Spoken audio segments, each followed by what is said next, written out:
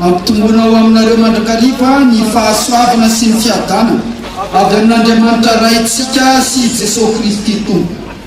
Manana anjara tokoa isika fianakaviam-ben'ny fiangonana Jesosy Kristy eto Madagasikara raha toa ka nahatratra ity taom-piasana 2024 ity ary nomen'Andriamanitra andraikitra manokana dia ny fitondrana mibavaka ny filohan'ny fiangonana Jesosy Kristy eto Madagasikara mianakavy ary ametraka koa izany taom-piasana zany eo ambany fitarian'ny tompo.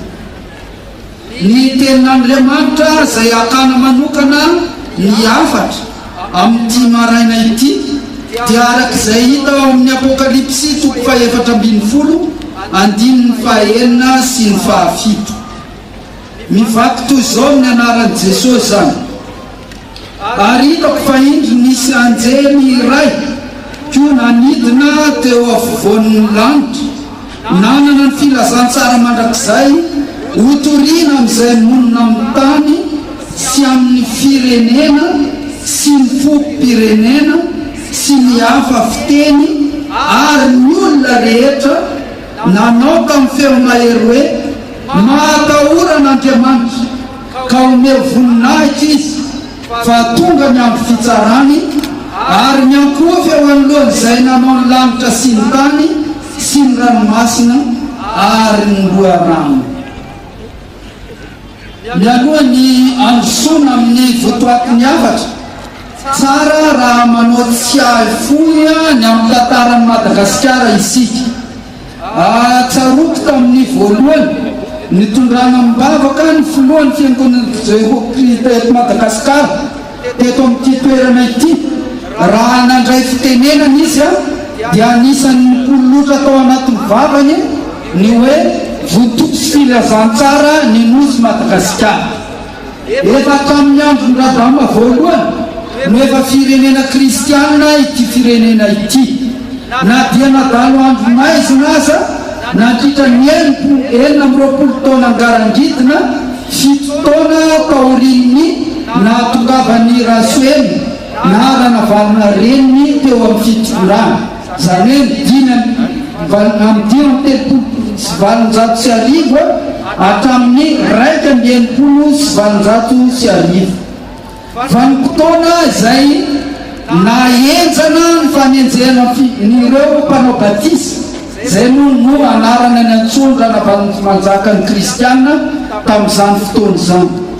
Ankoatr'ireo niterena sy noraonana hiala amin'ny fivavahana kristiana dia nodorana ny baiboly, navarina tany amin'ny antsana, notapahin-doha, nolefonina ary indrindra misy ireo mpino izay nidorana velona tamin'izany. Na dia zany aza marina teto amin'ity firenentsika ity ny tsimbarivary miaisina sy ny hazavana arak'ilay oam-pitenenana hoe rehefa mitsahatra ny ora dia tsara ny andro. Baiboly no nety-valina faharoa na Ramoma nanao fiamianana teo anatreniponina misa 5 alina mahery teo eo tamin'ny 3 septambra 1920. Ary karatra tamin'ny lahatelina taona ny 9 janoary 1720 fa tsy mba voafatotra ny filazantsara ary tsara fototra ny finoana. Izao mantsy ny kabana nasaiko anatrika izao lanonana zao ianareo mba hivavahanareo n'Andriamanitra sy mba angatahantsika miaraka ny famelan-kelika noho ny fahotantsika satria samy mpanota avokoa isika rehetra, na ianareo na izaho. Oka ny fiangonana samy hafanafo amin'ny fanomanana ny asan'Andriamanitra. Raha manao izany isika dia tsy ho aveve fa ho anareo ihany, ho amin'ny vadinareo, ho amin'ny zanakareo. Nanona ny foko ny teny tao amin'ny soratra masina hoe fantaro ny zavatra rehetra azony mafy izay tsara. Rezy lahatra fa ny fanomponan'Andriamanitra no tanjona ambony indrindra amin'ny fiaina.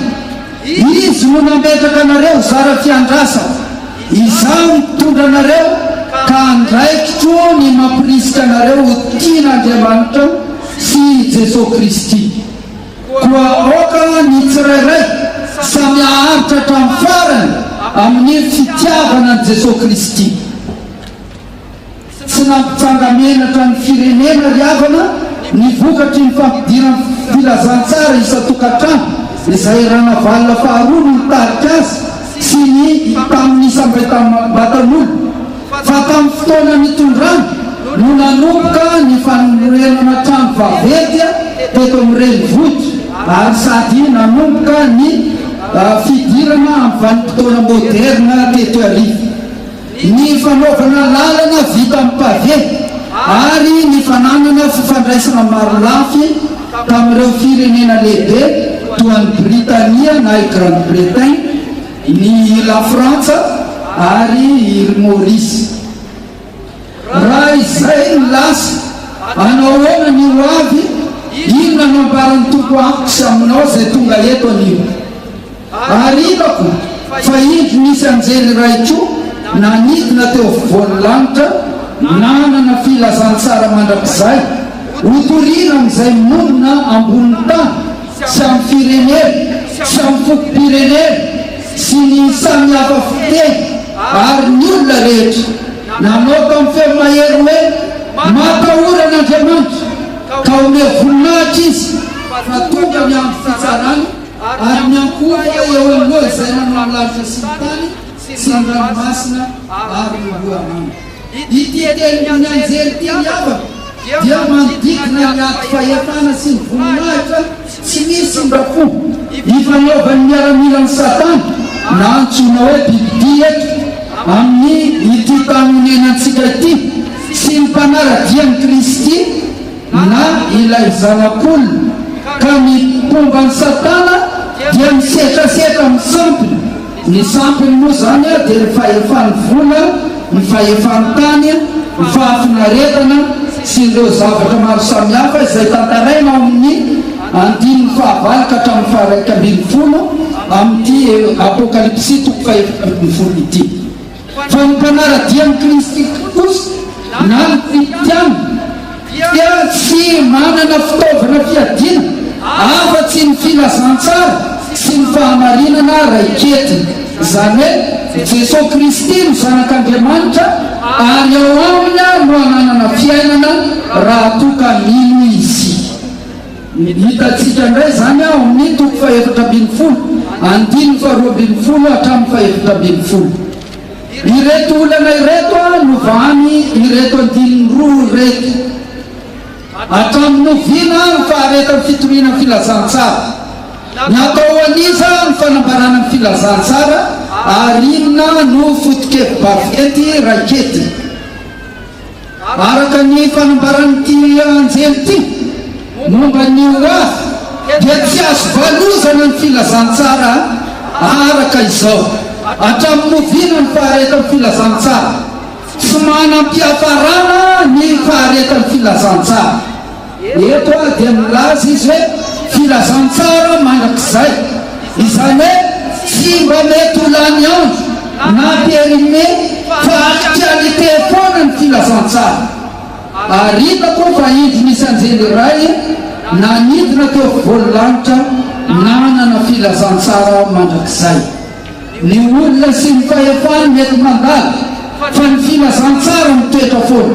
Ny vola mety ho lany, ny voninahitra mety etra fa ny filazantsara eo foana. Faharoa ny ava natao aniza ny fanambarana filazantsara, tsy maintsy mahatratra ny olona rehetra ny filazantsara.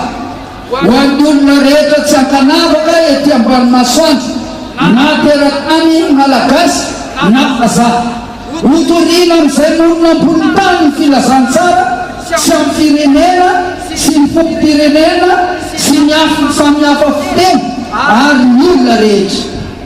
Ahoana ny fomba hanambarana azy ary inona ny raketin'ny fanambarana? Tsy maintsy ambara amin'ny feo avo ho rentany rentanitra fa Andriamanitra matahotra no voarakitra ao anatiny. Araky ny voalaza eto ny olona rehetra nanandratra tamin'ny feo mahery hoe matahoran'Andriamanitra. Atao antsoavo horetan'Rendanitra ny filazantsara, mirakitra ny fahatahoran'Andriamanitra ny filazantsara. Matahoran'Andriamanitra ka ome voninahitra izy fa tonga ny andro fitsarany ary miankofa eo aloha izay nanao ny lanitra sy ny tany sy ny ranomasina ary ny loharano. Satria azy ny voninahitra dia mendrika verina aminy fa pindrana avokoa izay rehetra misalotra izany. Satria tsara ny mponina rehetra aty ambany masoandro izy amin'ny taom-pijinjana na ny faharandro na ny filazana ny andro fitsarana, ary akatratsika rehetra ny fitsarana. Ho an'ny tsy mino dia ambara ao amin'ny andininy fahasivy tapany faharoa fa raha misy ny akoka eo alohan'ny bibibiby sy ny sary ka mandray ny marika eo amin'ny andro na amin'ny tana dia izy koa no isotro ny divay ny fahatezeran'Andriamanitra izay nahidina tao amin'ny kapoky ny fahatezerana sy tsy aharoaro zavatra sady ampijanina amin'ny afo sy ny solofara eo anatrehan'ny anjely masina sy eo anatrehan'ny zanak'ondry Elia. Ary ny setroky ny fijaliana dia miakatra mandrakizay ary tsy manam-pitsaharana ny andro na ny alina izay miankoka eo alohan'ny bibidia sy ny sariny na izay mandray ny mariky ny anarana. Ho an'ny mino kosa dia arak'ilay andininy faharoa-ambinifolo sy ny fahatelo-ambinifolo indro ny faharetan'ny olona masina dia izay mitanina ny didin'Andriamanitra sy ny finoanan'i Jesosy. Ary narefeo avy tany an-danitra aho manao hoe soraty sambatra ny maty dia izay maty eo amin'ny tompo hatramin'izao eno ny fanahy fa hitsahatra amin'izay sasarana izy fa ny asany manaraka azy. Feno ravina raha izany ny ho avy dia tsarovo tsara fa efa nisy ara-tantara ary mbola hisy foana olona mety ho babiny vola sy ny fahefany setana ka miteniteny foana manaonao foana mihevitra na foana mivantana na ankolaka ny filazantsara. Ary eto tiako sariana ny saintsika mieritreritra ny fitaizana sasany amin'izao vanim-potoanantsika izao. Misy ara-tsy azo tomonina eo amin'ny fotoana izay anaovana lahatsoratra famaranana ny fisaorana ny anaran'Andriamanitra satria efa laïcité de l'État.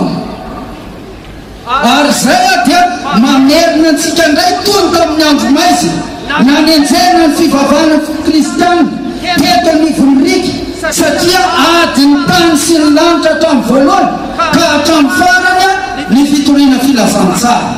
Misy foana ary izy foana mihevitra hitampimaso tsy ahita na anampimaso ny hafa tsy ahitana na koa hitampitsofina tsy andre na anampitsofina ny hafa tsy andrenesana ny feon'ny filazantsara. Misy ara-mody sy mahalala na dia efa nanambarana ny filazantsara azy fa tsy maintsy tanteraka ny sitrapon'Andriamanitra na iza hisopatra na iza anoana na anao sabotazy tsy alavorary zany. Zao mantsy ny tenin'Andriamanitra araky nita ao amin'ny Isaia 5:10 sy 1:20 fa toy ny ranomorana sy ny oram-panala milatsaka avy amin'ny an-danitra ka tsy miverina any raha tsy efa nahavotony tany ka nampaniry sy nampavokatra azy mba hatonga voan'ny mpamafy sy anina ho ampina dia ho tahaka izany ny teniko izay aloky ny vavana tsy hiverina amin'ny fonitra izy raha tsy efa mahatanteraka ny sitrako ary ambinina amin'izay ampandehanako azy. Ary Jesosy Kristy manamafy izany hoe ary nona be ny tsy fankatoavan-dalàna dia iamangatsika ny fitiavany maro fa izay maharitra tamin'ny farany no vonjena. Ary hotoriana amin'izao tontolo izao ny filazantsara ny fanjakana ity ho vavolombelona amin'ny firenena rehetra dia vao tonga ny farany. Teto amintsika manokana dia efa lasatra amin'ny andron-drana valina faharoa ny aiziny ary raika midimapolo 100 taona ty aoriana mananjara isika taranaka ankehitriny izay vidiny tompo fanapariana sy ho fanazavana eto amin'ity nosy ity. Eto sy anio raha tena kristianina marina ianao, esory ny sarotava aza miafina intsony araka ilay fanevantsika fijeka aminao hoe aza menatra no vavolombelon'ny tompontsika. Mbola maro mantsy no menatra ka tsy samy joro amina kristianina azy, mety nohony akanosana na nohony fiatsaram-belatsia na nohony fanarahan-driandrano na ao anatin'izay koa ny fieritreretana hoe izay ataony olona re ao anao ino zany efa laisy teny zao malaza na koa mody kristianina izy fa piraitsy kombakomba miratsy ka tsy miraika ny fiaroran'ny fivavahana kristianina sy ny filazantsara, satria amin'ny olona ny fahefan'ny lehibe no ny fahamarinan'Andriamanitra sy ny voninany. Momba fantatrao fa ireo toetra telo reo na ny complicité, ny lâcheté, ny hypocrisie no anisany namora ny fanombonana Jesosy Kristy teo ambony hazo fijaliana. Mo everinao fa mbola mila ombona fanondrony indray ny zanak'Andriamanitra. Raha tsapanao fa tsy mety zany dia andeha izaty izy voatosy filazantsara ny nosy Madagasikara, fa tsy veron-dalana indray amin'ny andro maizina tahaka tamin'ny andron-dranavalina voalohany isika. Tanterao izany mba hiadan'ny nosy, hiadan'ny malagasy fa aza matahoran'Andriamanitra satria sambatra ny firenena izay manana ny tompo an'Andriamanitra. Ho an'Andriamanitra irerany ny voninahitra. Amen.